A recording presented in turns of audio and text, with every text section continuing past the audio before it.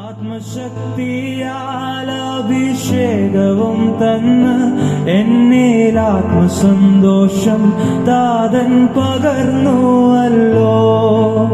ആത്മശക്തിയാൽ അഭിഷേകവും തന്ന് എന്നിൽ ആത്മസന്തോഷം താതൻ പകർന്നുവല്ലോ.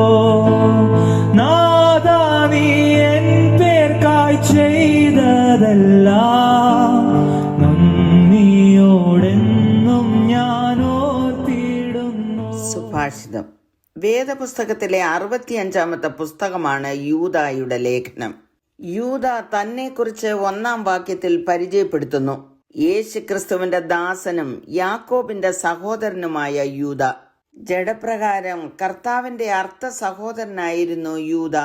ഈ ലേഖനത്തിന് ഒരധ്യായമേ ഉള്ളൂ എങ്കിലും എല്ലായിടത്തുമുള്ള എല്ലാവർക്കും വേണ്ടി എഴുതിയതാണിത്.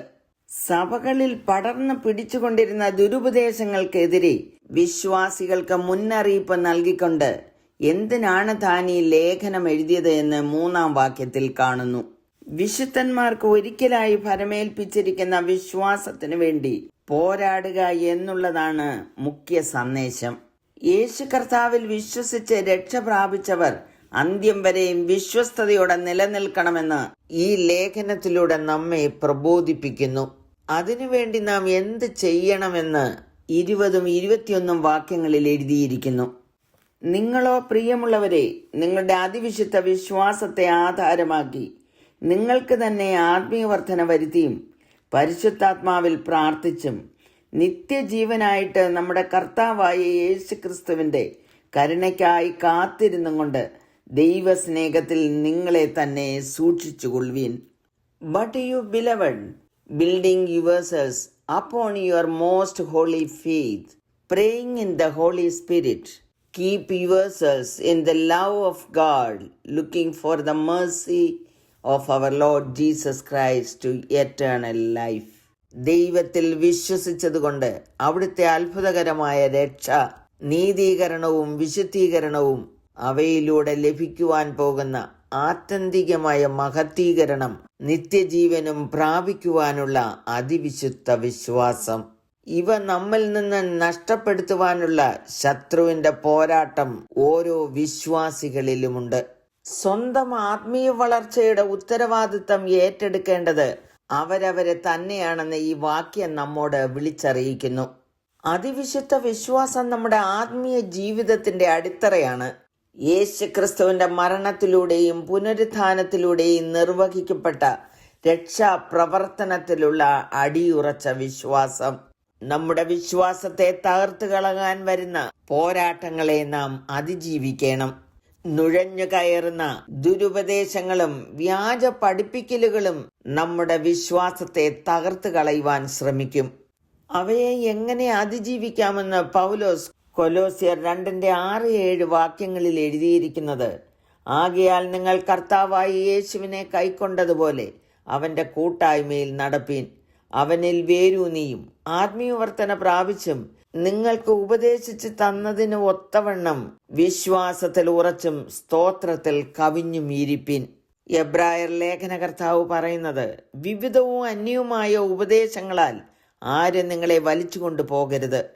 ആചരിച്ചു പോന്നവർക്ക് പ്രയോജനമില്ലാത്ത ഭോജന നിയമങ്ങളാലല്ല, കൃപയാൽ തന്നെ ഹൃദയം ഉറപ്പിക്കുന്നത് നല്ലത്. പത്രോസ് പറഞ്ഞിരിക്കുന്നത്, ആകയാൽ സകല ദുഷ്ടതയും എല്ലാ ചതുവും വ്യാജഭാവവും അസൂയയും എല്ലാ നുണയും നീക്കിക്കളഞ്ഞ് ഇപ്പോൾ ജനിച്ച ശിശുക്കളെ പോലെ രക്ഷയ്ക്കായി വളരുവാൻ വചനമെന്ന മായമില്ലാത്ത പാൽ കുടിപ്പാൻ വാഞ്ചിപ്പീൻ. ആദ്യകാല വിശ്വാസികൾ അപ്പോസ്തലന്മാരുടെ ഉപദേശത്തിലും കൂട്ടായ്മയിലും അപ്പം നുറുക്കലിലും പ്രാർത്ഥനയിലും സ്വയം സമർപ്പിച്ച് അതിവിശുദ്ധ വിശ്വാസത്തിൽ തങ്ങളെ തന്നെ ശക്തിപ്പെടുത്തി. അങ്ങനെയുള്ളവർ പരിശുദ്ധാത്മാവിൽ പ്രാർത്ഥിച്ചും നിത്യജീവനായിട്ട് നമ്മുടെ കർത്താവായ യേശുക്രിസ്തുവിന്റെ കരുണയ്ക്കായി കാത്തിരുന്നും കൊണ്ട് ദൈവസ്നേഹത്തിൽ അവരവരെ സൂക്ഷിച്ചുകൊള്ളും. പ്രാർത്ഥിക്കാം. കരുണയുള്ള പിതാവേ, അവിടുന്ന് ഞങ്ങൾക്ക് തന്ന അതിവിശുദ്ധ വിശ്വാസത്തെ മുറുകെ പിടിച്ച് അന്ത്യം വരെ വിശ്വസ്തയോടെ വചനധ്യാനത്തിലും പ്രാർത്ഥനയിലും പരിശുദ്ധാത്മാവിന്റെ നിറവിലും ജീവിച്ച് നിത്യജീവൻ പ്രാപിക്കുവാൻ കൃപ ചെയ്യണമേ എന്ന് യേശു ക്രിസ്തുവിന്റെ നാമത്തിൽ അപേക്ഷിക്കുന്നു. കേൾക്കണമേ. ആമേൻ. ചെയ്തെന്റെ ഓട്ടം തികച്ചിടുവാൻ സഫലമായി നിൻ വേലയിൽ ഞാൻ എരിഞ്ഞടങ്ങുവാൻ. നല്ല പോർ ചെയ്തെന്റെ ഓട്ടം തികച്ചിടുവാൻ സഫലമായി നിൻ വേലയിൽ ഞാൻ എരിഞ്ഞടങ്ങുവാൻ. വിനയവും തന്ന് വിശ്വാസവും തന്ന് വിശുദ്ധിയിലെന്നെയും നടത്തേണമേ. വിനയവും തന്ന് വിശ്വാസവും തന്ന് വിശുദ്ധിയിലെന്നെയും നടത്തേണമേ.